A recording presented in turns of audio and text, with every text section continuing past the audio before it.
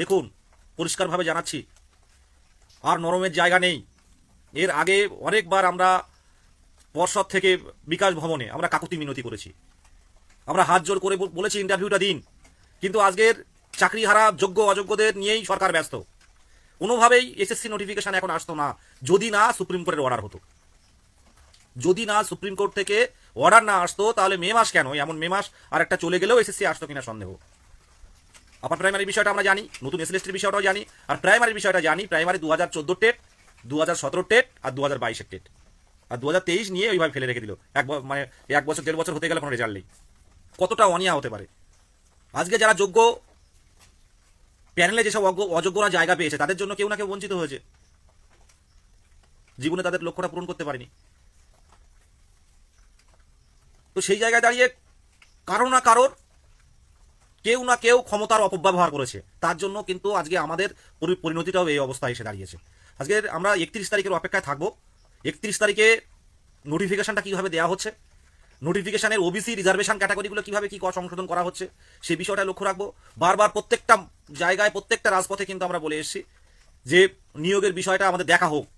2017 প্রাথমিক নোটিফিকেশন, নতুন করে টেট ডিএলএড যারা যুক্ত হতে পারেনি 17 পরে যারা এসেছিল, তারপর দীর্ঘ দিন কেটে গেছে। 5 বছর পর রাজ্য সরকার টেট নিয়েছে, রেজাল্ট পাবলিশ করে ইতিমধ্যে 2.5 বছর পেরিয়ে গেছে।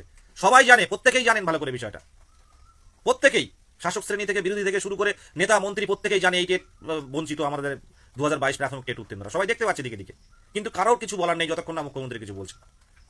তো আমরা 31 তারিখটা দেখবো কিভাবে নোটিফিকেশন আসে, তারপর বিস্তারিত বলবো। শুধু বলবো দিকে দিকে সংঘবদ্ধ হন, দিকে দিকে সংঘবদ্ধ তৈরি হন 22 টেটে। এখন দেখুন, হারানোর কিছু নেই। যাদের বয়স 28, 29, 30, অনেকেরই বয়স, গতকাল গেছিলাম ডিপিএসসিতে দক্ষিণ 24 পরগনা, 38, 39, 40 বছর পেরিয়ে গেছে তারা এসে।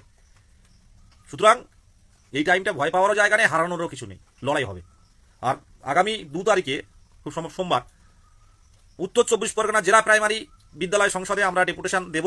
সেখানে কিন্তু বিস্তারিত একটা আলোচনা আমরা করার চেষ্টা করব। আমরা যেহেতু একটা ডেট পুলিশ সবাইকে জানানো হয়েছে, ইন্টিমেশন করা হয়েছে, উত্তর 24 পরগনার প্রত্যেক প্রাথমিক টেট উত্তীর্ণদের বলবো কানটা খুলে শুনে রাখুন, যারা এখনো পর্যন্ত রাজপথে আসেননি। আর যদি ভাবেন যে এসএসসি পরীক্ষা দেবেন তাহলে পড়া শুরু করুন, আর এসে আসতে হবে না। অনেক কিছু দেখার বাকি আছে, সামনের দিন আরও দেখতে পাবেন। 32,000 নিয়ে যদি কোনো সমস্যা হয় কোনো না কারণে, তখন বুঝতে পারবেন যে প্রাথমিক শিক্ষক নিয়োগ কোন অথই পাতালে চলে যাবে, আপনারা খুঁজে পাবেন না। এর আগে যদি নোটিফিকেশনটা নিয়ে আসতে পারি তাহলে মনে করবেন একটা প্রসেসে ঢুকে গেলাম, আর সমস্যা তৈরি হবে না। আগামী 2 তারিখ মানে সোমবার বারাসাত 1 নম্বর প্ল্যাটফর্ম রেল স্টেশন, প্রত্যেকটা গ্রুপে জানানো হবে বেলা 11টা, 11:30 থেকে 12টা। এই প্ল্যাটফর্মে আপনারা বারাসাত 1 নম্বর প্ল্যাটফর্ম টিকিট কাউন্টারের পাশে চলে আসবেন। ইউটিউবার যারা আছে, স্যার বা ভাই যাই বলুন না কেন, তাদেরকে বলবো একটু ডেটটা দিয়ে দেবেন।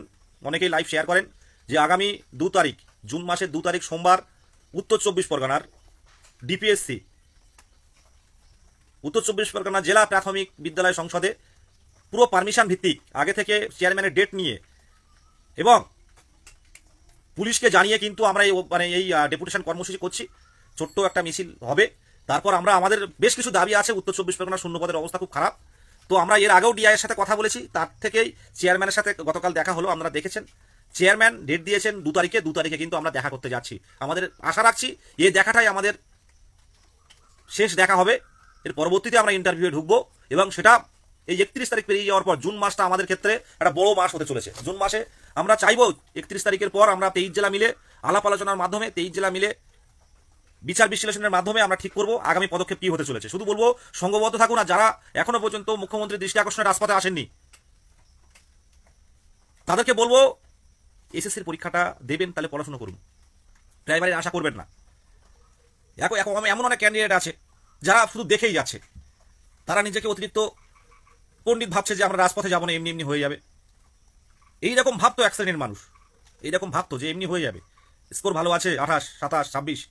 তো এখন কিন্তু অনেকেই রাজপথে আসছে যে মুখ্যমন্ত্রী না হলে আমাদের হবে না, মুখ্যমন্ত্রীর হস্তক্ষেপ না হলে হবে না। এখনই কিন্তু অনেকে রাজপথে আসছে। তাই যারা এখনো পর্যন্ত শীত ঘুমে যারা আছেন, ঘুমিয়ে জেগে আছেন এরকম একটা ব্যাপার, বা জেগে জেগে ঘুমাচ্ছেন যারা, তাদের উদ্দেশ্যে বলছি একটু ভাবুন। এই চাকরিহারাদের নিয়ে সরকারের স্বতঃস্ফূর্ততা আপনারা দেখতে পাচ্ছেন। যোগ্যদের দেওয়ার পর অযোগ্যদের দেবে, কিন্তু কেন অযোগ্যদের দেওয়ার তো কোনো প্রশ্নই আসে না। আজকে প্রতিবাদ করলে আজকে বিরোধিতা, বিরোধিতা করলে আজকে বিরোধী হয়ে যাচ্ছে, এরকম একটা পরিস্থিতি। যোগ্যরা রাজপথে পড়ে আছি, 2022 প্রাথমিক টেট, এতদিন তো বসে থাকার কথা নয়। বছরের ন্যূনতম দুবার নিয়োগ, কোনো টেট পাস বসে থাকবে না। আজকে কেন বলুন তো? গায়ে জ্বর অবস্থায় ভোরবেলা বেরিয়ে এখান থেকে ডায়মন্ড হারবারে যেতে হচ্ছে, চাকরি প্রার্থীরা যাতে জোটবদ্ধ হয়, অন্তত ডেপুটেশন কর্মসূচি হয়, যদি মুখ্যমন্ত্রীর দৃষ্টি আকর্ষণ করানো যায়, একটা নেতৃত্ব হিসাবে সেখানে যেতে হলো। কখনো কোর্টে ছুটতে হচ্ছে প্রশ্ন ভুল থেকে যাতে নাম্বার না বাড়ে, কখনো ওখানে ছুটতে হচ্ছে এই ট্রেনিংরা যাতে না ঢুকতে পারে। এগুলো আমাদের কেন করতে হবে? আমরা যদি রেজাল্টের পরপরই নোটিফিকেশন পেয়ে যেতাম, কোনো সমস্যা তৈরি হতো? এই দায়টা কাদের? আপনারা যারা বাড়িতে বসে খেলাগুলো দেখেন তাদের উদ্দেশ্যে বলছি, লজ্জা যদি থাকে সামনের দিনে যখন ডাক দেবো আসুন। আর 2022 প্রাথমিক টেট উত্তীর্ণ উত্তর 24 পরগনা জেলাদের বলছি, উত্তর 24 পরগনা জেলা যারা টেট পাস করে তাদেরকে বলছি, অনেকেই দেখি সব খবর রাখে, প্রত্যেকটা গ্রুপে থেকেছেন, ফেসবুক থেকে সব আপডেট পেয়ে যাচ্ছেন বলে তারা আর আন্দোলনে আসে না, যে আমার 28 স্কোর কি 22 স্কোর 27 স্কোর আমার তো এমনি দাঁড়ালেই হয়ে যাবে। তারা যদি এরকম ভাবেন, আমি বলবো দিবা স্বপ্ন দেখছেন। লড়াই হবে শেষ পর্যন্ত। যে ছেলেটা 39 বছর বয়স, যে ছেলেটা 40 বছর বয়স, সেই ছেলেটাকেও প্যানেলে নিয়ে আসতে হবে যে করে হোক। আর নতুনরাও যাতে বঞ্চিত না হয় সেটা দেখতে হবে। একটা সার্বিক স্বার্থে একটা পূর্ণাঙ্গ প্যানেলের দাবি কিন্তু আমরা রাখছি, প্রথম থেকেও বলছি। প্রত্যেকে আসুক, প্রত্যেকে লড়াই করুক। ম্যাক্সিমাম দেখতে পাচ্ছি যাদের বয়স হয়ে গেছে 28, 29, 26, 27, 25, 32, 35, 37, 39, এরাই দেখলাম যে বেশি আন্দোলনে এরা ভিড়টা বেশি করে, কারণ এদের যন্ত্রণা আছে। আর ম্যাক্সিমাম যাদের একটু বয়স কম তারা খেলা দেখছে বাড়িতে বসে বসে। বৃষ্টি হলে বেরোবো না, আমি অনেকের কথা শুনলি আজ বৃষ্টি হচ্ছে, আজ বেরোবো না। আস্তে আস্তে বৃষ্টি হচ্ছে, ঝিরঝিরিয়ে বৃষ্টি। আরে ভাই, ঝিরঝিরিয়ে বৃষ্টি হচ্ছে আর এখান থেকে বৃষ্টি মাথা করে ডায়মন্ড হারবারে গেছি। লড়াইটা তো একদিনে নয়।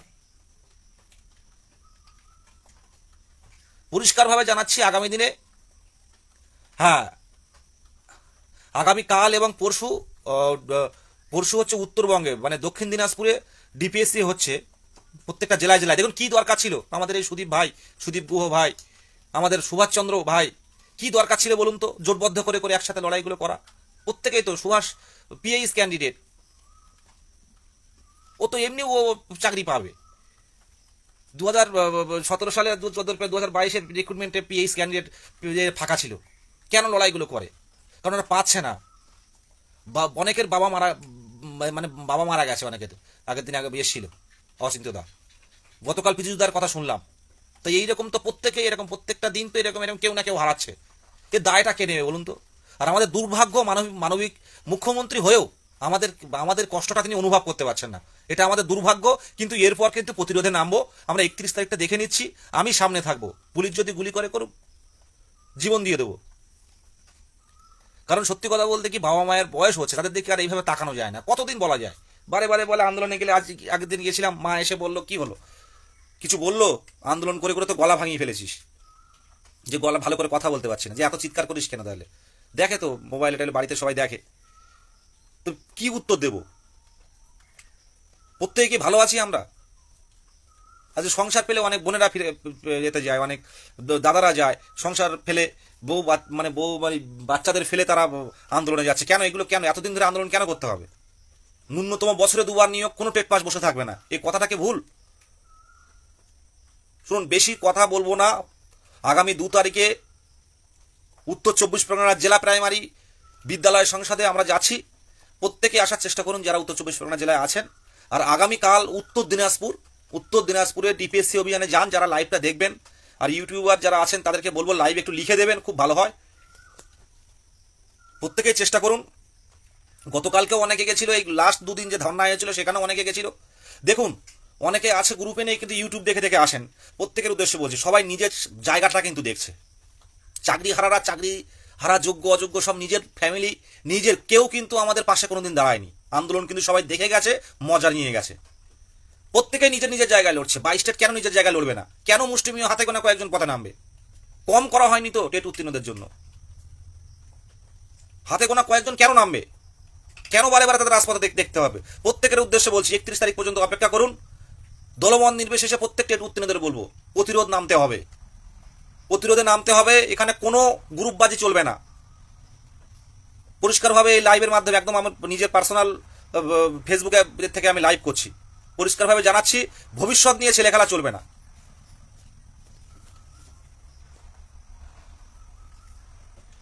প্রত্যেকের উদ্দেশ্যে সমস্যা থাকবে, প্রতিকূলতা থাকবে, তারপরেও রাজপথে আসতে হবে। আর যদি এর মধ্যে নোটিফিকেশন আসে ভালো, না হলে কিন্তু এইভাবে আমাদের ঝুলে থাকতে হবে, কিন্তু দ্বিতীয় আপার প্রাইমারি তৈরি হবে। আপনারা কেন অনেকেই জিজ্ঞাসা করেন যে পুজোর আগে হবে, এ বছরও কি হবে, 26-এর মধ্যে কি হবে, কেন কথা জিজ্ঞাসা করেন 26-এর মধ্যে হবে কিনা, কেন হবে না সেটা জিজ্ঞাসা করুন। বছরে 2বার নিয়োগ কোনো টেট পাস বসে থাকবে না। সোশ্যাল মিডিয়াতে যে কেউ যে কোনোভাবে যে কোনো ইউটিউবে বিভিন্ন কিছু বলছে, কিন্তু যারা টেট উত্তীর্ণ সংঘবদ্ধ হন প্রত্যেকে এই জেলা ডিপিএসসিগুলো শেষ করুন, 31 তারিখ পর্যন্ত অপেক্ষা করুন, এটুকু বলবো। আচ্ছা কেন বলুন তো রাজপথে পড়ে থাকতে হবে কেন? আমাদের নিয়ে একটা কথা কেন বলা হলো না? কেন কতজন শূন্যপদ রয়েছে এটাও তো বলা যায়, যে এত শূন্যপদ রয়েছে ক্যাটাগরি বাদ দিয়েও তো বলতে পারে। সেই জায়গাটা কি আপনারা তৈরি করতে পারেন না? কেন 500,000 জন পথে নামবে? 5,000 জন পথে নামতে পারে না? 5,000 জন পথে নামতে পারে না, 500 জন কেন? আর কিছু কিছু মানুষ আমি দেখি, অবাক হয়ে যায়, এরা ফেসবুকে বেশ রিলস বানাচ্ছে, সুন্দর সুন্দর রিলস বানাচ্ছে, ফেসবুকে তারা খুব রিলস বানাচ্ছে, খবর নিচ্ছে, কিন্তু এরা টেট পাস, কিছু অযোগ্য টেট পাস এই 22 টেটের মধ্যে ঢুকে গেছে, কোনো না কোনোভাবে কোয়ালিফাই করেছে। তারাও হচ্ছে এইগুলোই পছন্দ করে। একটা শিক্ষক শিক্ষিকার মতো আচরণ তাদের খুব কম আছে। যারা লড়াইয়ে আসে, যারা লড়াইয়ে থাকে, তাদেরকে কুর্নিশ জানাই, কুর্নিশ যাই। আর প্রত্যেক বাবা মাকে বলবো যে ছেলে মেয়েদের পাঠান, অনেক সংখ্যালঘু পরিবার থেকে তাদের মেয়েদের কিংবা ছেলেদের পাঠান না। অনেকে শুক্রবারে নামাজ পড়তে হয় বলে আসে না। প্রত্যেকের উদ্দেশ্যে বলছি, ধর্ম থাকবে, মানুষ যতদিন বাঁচবে ধর্ম থাকবে, তার সাথে সাথেও লড়াইগুলো করার দরকার। আর সংখ্যালঘু মায়েদের বলবো, অনেকের বাড়িতে আছে আন্দোলনে পাঠায় না, গ্রুপে দেখতে পাই, তাদের উদ্দেশ্যে বলবো সেই সব মায়েদের যে দেখুন, অধিকার যখন কোনো একটা কেউ যেন অধিকার ছিনিয়ে নেয়, সেই অধিকারকে ফিরে পাওয়ার জন্য লড়াই করতে কিন্তু কোনো বাধা নেই, কোনো ধর্মে বাধা নেই। অধিকার ছিনিয়ে নিতে লড়াই করতেই হয়। তাই রাজপথে আসুন। আজকে আমার মা যদি আমাকে না পাঠাতো, আজকে আমার বাবা যদি আমাকে যদি এই পথে যদি আমি আন্দোলন করতে না নামতাম, হয়তো ঐক্যবদ্ধ হতো, কিন্তু অনেক দেরিতে হতো। কি হতো কেউ জানতো না। আমরা 1, 2 জন 3 জন করে আজকে এত বড় মানে পশ্চিমবঙ্গের মধ্যে বলতে পারি যদি সক্রিয় গ্রুপ থাকে, 2022 প্রাথমিক টেট পাস ডিএলএড ঐক্যমঞ্চ। অনেক প্রতিবন্ধীরা আসে, এতে দেখুন, অনেক মায়েরা আমার লাইভ দেখেন, আমি জানি অনেকেই বলে, অনেক মা বাবা লাইভ দেখেন, তাদের উদ্দেশ্যে বললো পাঠান। অনেকেই জেগেছে, আপনারাও জাগুন। অনেকেই জেগেছে, আপনারা জাগুন, আপনার সন্তানকে পথে পাঠান। মুখ্যমন্ত্রীর দৃষ্টি আকর্ষণের জন্য দিকে দিকে আওয়াজ তুলুন। প্রত্যেকের কাছে অনুরোধ। শুধু চাকরি হারাদের নিয়ে সরকারের স্বতঃস্ফূর্ততা, যখন খুশি তখন লাইভ করে বা চাকরি হারাদের সাথে নিয়ে বসছেন, যোগ্য অযোগ্য সবাইকে দেবেন। আর যেখানে যারা পরীক্ষা দিয়ে যারা নিজের যোগ্যতা প্রমাণ করতে পারেনি অযোগ্যদের ভিড়ে, তাদের নিয়ে তো কোনো কথা হচ্ছে না। আজকে যদি ভাতা পেতে হয়, আবারও বলছি, আজকে যদি ভাতা পেতে হয়, তাহলে 2016 সালে যারা যারা পরীক্ষায় বসেছিল প্রত্যেকেই ভাতা পাওয়া উচিত। প্রতিবাদ করলে তখন বিরোধী। আজকে 2022-এর প্রাইমারি রিক্রুটমেন্ট বলা হচ্ছে, কাদের রিক্রুটমেন্ট করা হলো? সেই 2014 সাল 2017 যারা টেট নোটিফিকেশন ছিল তাদের। নতুন করে এই 5-7 বছরের মধ্যে কোনো নিয়োগ হয়নি নতুন করে। মুখ্যমন্ত্রী বলেছেন যে শূন্যপদ দেখাচ্ছেন, অলরেডি 20,000 সামনে রিক্রুটমেন্ট হবে নতুনভাবে, আর 80,000 শূন্যপদ আছে, তার মধ্যে ম্যাক্সিমামটাই প্রাথমিকের শূন্যপদ। আর সবচেয়ে ভালো নতুন করে পরীক্ষা নেওয়া, তার থেকে ভালো হচ্ছে নতুন করে পরীক্ষার থেকে যারা উত্তীর্ণ আছে এদের নিয়োগ করে স্কুলগুলো ভর্তি করা হোক, নতুন পোস্ট ক্রিয়েট করা হোক প্রত্যেকটা স্কুলে। তাহলে এই টেট উত্তীর্ণ যাদের মনে, প্রত্যেকের মনে একটা অসন্তোষ জাগছে, তাদের মনে অন্তত ভাববে যে না, এইবারে চাকরি পেয়ে সরকার আমার কাজটা দিয়েছে, ধন্যবাদ জানাবে সরকারকে। তা না হলে কিন্তু এই অসন্তোষ দিনের পর দিন বাড়বে। আজকে যে যতই বিরোধিতা করুন না কেন সরকারকে, আজকে এই আমলে যদি কেউ নিজের শিক্ষকতার পেশায় ঢুকতে পারে, একদিন হলেও কিন্তু থ্যাংক ইউটা দেবে। এটা সরকারকে বোঝা উচিত। প্রত্যেক এই টেট উত্তীর্ণ যারা আছে শিক্ষকের পেশায়, এদের আলাদা কোনো রাজনৈতিক রং হয় না। সে যেই অন্য রাজনৈতিক ফ্যামিলি পরিবার থেকে আসুক না কেন, আজকে এই সরকারের আমলে যদি স্কুলে ঢুকতে পারে, তাহলে সে কিন্তু দিনের শেষে এই সরকারকে কিন্তু একটা থ্যাংক ইউ দিলেও কিন্তু দেবে, ধন্যবাদ জ্ঞাপন করবে। এটা বুঝতে হবে। এইটুকু বলবো, কথা বাড়াবো না। অনেক লাইভ করেছি জীবনে, প্রচুর লাইভ করেছি, ঘন্টার পর ঘন্টা লাইভ করেছি। শুধু বলবো, এই জুন মাসটা কিন্তু আমরা ভেবেছিলাম আন্দোলনে যাব না, অপেক্ষা করব, কিন্তু 31 তারিখের পর আমাদের নির্ভর করছে আগামী দিনে কি হবে। তবে এবার আন্দোলন বলে নয়, আমরা যাব, সাথে সাথে আমাদের কিছু একটা বলতে হবে, আমরা উঠবো না, পরিষ্কার কথা, যেখানে হোক না কেন। অনেকেই ভাবছে যে 50,000 শূন্যপদ এখন দিলে পরে যারা ডিএলএড করছে এদের কি হবে। আমি তাদেরকে বলবো, আগে টেট পাস করুন, টেট পাস করে আসুন, তারপরে এমন কমেন্ট করবেন। শুনুন, পর্ষদ সভাপতির সাথে দেখা করুন, একবার পর্ষদ সভাপতির সাথে দেখা করবো না, আমরা পর্ষদ সভাপতির সাথে দেখা করে একই কথা বলবেন, পর্ষদ সভাপতি একই কথা বলবেন। এখানে একটা কথা আপনারা জানেন, বুঝতে পারছেন না, এখানে শিক্ষামন্ত্রী প্রাথমিক শিক্ষা পর্ষদ নয়, এখানে শেষ কথা বলবেন মাননীয় মুখ্যমন্ত্রী শ্রীমতী মমতা ব্যানার্জি। উনি যদি বলেন পর্ষদ, কেন শিক্ষামন্ত্রীও মানে আজ বললে, মুখ্যমন্ত্রী আজ বললে কাল নোটিফিকেশন আসবে। এখানে প্রাথমিক শিক্ষা পর্ষদ সভাপতির আলাদা করে শূন্যপদ বিকাশ ভবন থেকে নেয়ার সেই মানে কিছু কিছু লিমিটেশন থাকে, সেই জায়গা মানে হয়তো শূন্যপদ চাইতে পারে, কিন্তু শূন্যপদটা কিন্তু সরকার দেবে, এটা মাথায় রাখবেন। কোথায় কোন শূন্যপদ সেটা কিন্তু প্রাথমিক শিক্ষা পর্ষদ কিন্তু জানে না, এটা কিন্তু পুরো বিকাশ ভবনের শিক্ষা দপ্তরই জানে।